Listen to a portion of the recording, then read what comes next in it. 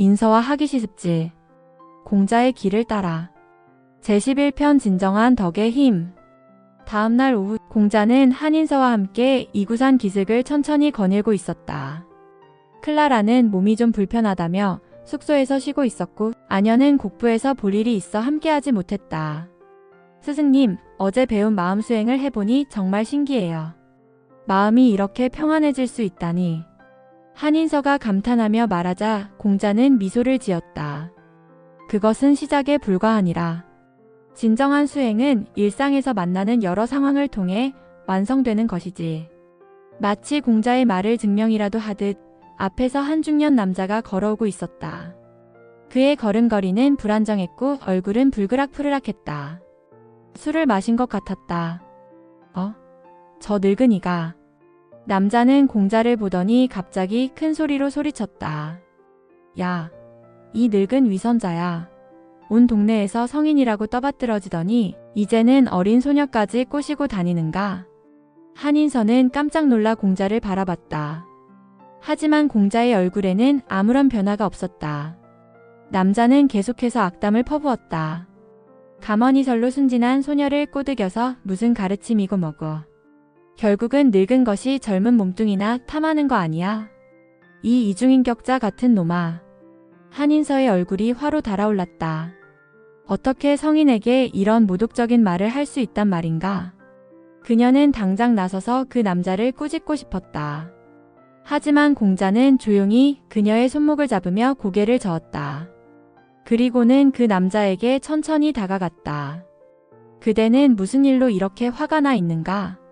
공자의 목소리는 놀랍도록 평온했다. 화는커녕 오히려 그 남자를 걱정하는 듯한 따뜻함마저 있었다. 뭐? 나한테 그딴 소리를? 당신이 하는 짓거리가 뻔히 보이는데. 남자는 더욱 흥분했다. 하지만 공자의 고요한 반응에 조금 당황하는 기색도 보였다. 그대의 마음이 몹시 아픈 것 같구나. 무슨 일이 있었는가? 공자는 여전히 온화한 목소리로 물었다. 아픈 게 뭐가 있어? 나는. 남자의 목소리가 떨리기 시작했다. 그대도 누군가의 소중한 자식이고 누군가의 남편이며 누군가의 아버지일 것이다. 그런 그대가 이렇게 길에서 낯선 사람에게 화를 내고 있으니 분명 마음 깊은 곳에 큰 상처가 있을 것이다. 공자의 말에 남자는 갑자기 힘이 빠진 듯 주저앉았다.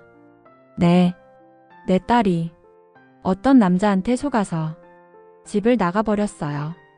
그놈이 무슨 철학이니 진리니 하면서 우리 딸을 꼬드겨서. 남자의 눈에서 눈물이 흘러내렸다.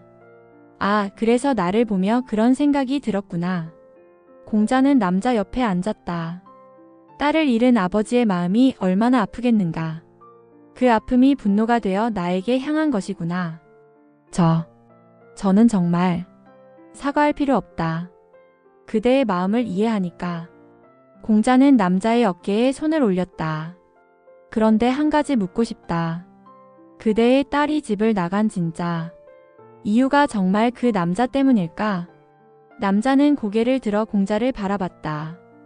혹시 평소에 딸과 깊은 대화를 나눈 적이 있는가? 딸의 마음을 이해하려고 노력해본 적이 있는가? 남자는 말이 없었다. 자식이 집을 나가는 것은 대부분 소통의 부재 때문이다. 서로를 이해하지 못하고 서로의 마음을 몰라서 생기는 일이지. 공자는 부드럽게 말을 이어갔다. 지금이라도 늦지 않았다. 딸을 찾아가서 진심으로 대화해 보아라. 꾸짖거나 타박하지 말고 먼저 딸의 마음을 들어보아라. 하지만 어떻게 하면? 부모 지혜자 즉위지계심원. 마이너스 부모가 자식을 사랑한다면 먼 미래까지 생각해 주어야 한다. 당장 집으로 데려오는 것보다 딸이 진정으로 행복할 수 있는 길이 무엇인지 생각해 보아라. 남자는 한동안 말이 없더니 천천히 고개를 끄덕였다. 선생님, 정말 죄송합니다. 제가 너무 무례했습니다. 아니다. 그대는 딸을 사랑하는 아버지였을 뿐이다. 그 사랑이 잘못된 방향으로 표현된 것일 뿐이지. 공자는 일어서서 남자를 도와 일으켜 세웠다. 이제 가서 딸을 찾아보아라. 그리고 진정한 대화를 나누어 보아라. 남자는 깊게 절을 한 후 발걸음을 돌렸다. 그의 뒷모습에는 처음에 분노 대신 희망이 보였다. 한인서는 이 모든 과정을 지켜보며 감동에 휩싸였다. 자신이라면 그 남자의 무례함에 화를 냈을 텐데 공자는 오히려 그의 아픔을 어루만져 주었다. 스승님, 정말 대단하세요. 어떻게 저렇게 마음을 다스릴 수 있으신가요? 화를 다스린 것이 아니라 그 사람의 마음을 이해한 것이니라. 공자는 천천히 걸으며 말했다. 모든 공격의 이면에는 상처가 있다. 그 상처를 보면 화가 날 이유가 없어지지. 하지만 저라면 분명 화가 났을 거예요. 그것도 자연스러운 일이다. 하지만 화를 내는 것과 화에 휘둘리는 것은 다른 일이니라. 공자는 잠시 걸음을 멈추고 한인서를 바라봤다. 진정한 덕은 완벽해서 나오는 것이 아니다. 불완전한 상황에서도 상대방을 이해하려는 마음에서 나오는 것이지. 그렇다면 저도 언젠가는 스승님처럼 될 수 있을까요? 물론이다. 다만 조급해하지 말아라. 덕불고 필요린. 마이너스 덕은 외롭지 않아서 반드시 이웃이 있다고 했지. 내가 진심으로 덕을 쌓아가면 반드시 함께할 사람들이 나타날 것이다. 그날 저녁 한인서는 클라라에게 낮에 있었던 일을 자세히 들려주었다. 클라라도 깊이 감동했다. 정말 놀라워요. 그런 상황에서도 상대방의 마음을 읽어내다니. 이것이 진정한 지혜인가 봐요. 그래. 나도 많이 배웠어. 앞으로는 누군가가 나에게 화를 낼 때 그 사람의 상처를 먼저 보려고 노력해야겠어. 두 사람은 그날 밤 오랫동안 덕과 지혜에 대해 이야기했다.